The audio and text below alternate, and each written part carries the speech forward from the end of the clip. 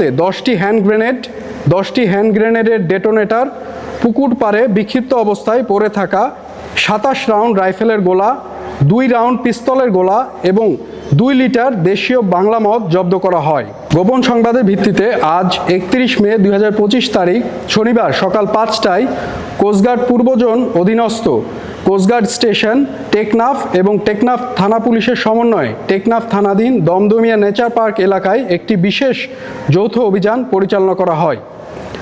অভিযান পরিচালনাকালীন নেচার পার্কের ভিতরে একটি পুকুরে ঘণ্টাব্যাপী তল্লাশি চালিয়ে অভিনব কায়দায় ডুবন্ত অবস্থায় একটি বস্তা শনাক্ত করা হয়। পরবর্তীতে উক্ত বস্তাটি উদ্ধার করে তল্লাশি চালিয়ে বস্তা হতে 10টি হ্যান্ড গ্রেনেডের ডেটোনেটর, পুকুর পাড়ে বিক্ষিপ্ত অবস্থায় পড়ে থাকা 27 রাউন্ড রাইফেলের গোলা, 2 রাউন্ড পিস্তলের গোলা এবং 2 লিটার দেশীয় বাংলা মদ জব্দ করা হয়। অভিযান চলাকালীন যৌথ বাহিনীর উপস্থিতি টের পেয়ে বিস্ফোরক পাচারকারীরা পালিয়ে যাওয়ায় কাউকে আটক করা সম্ভব হয়নি।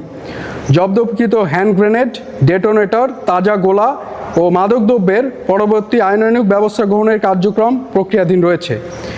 দেশের আইনশৃঙ্খলা পরিস্থিতি স্থিতিশীল রাখতে বাংলাদেশ কোস্টগার্ড 24 ঘন্টা টহল জারি রেখেছে, যার মাধ্যমে কোস্টগার্ডের আওতাধীন উপকূলীয় ও নদী তীরবর্তী অঞ্চলে আইনশৃঙ্খলা পরিস্থিতি ও সকল ধরনের পাচার রোধে অনেকাংশে উন্নত হয়েছে।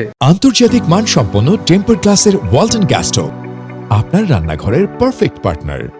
অবৈধ বিস্ফোরক ও মাদকদ্রব্য পাচার রোধকল্পে বাংলাদেশ কোস্টগার্ড কর্তৃক ভবিষ্যতেও এ ধরনের অভিযান অব্যাহত থাকবে।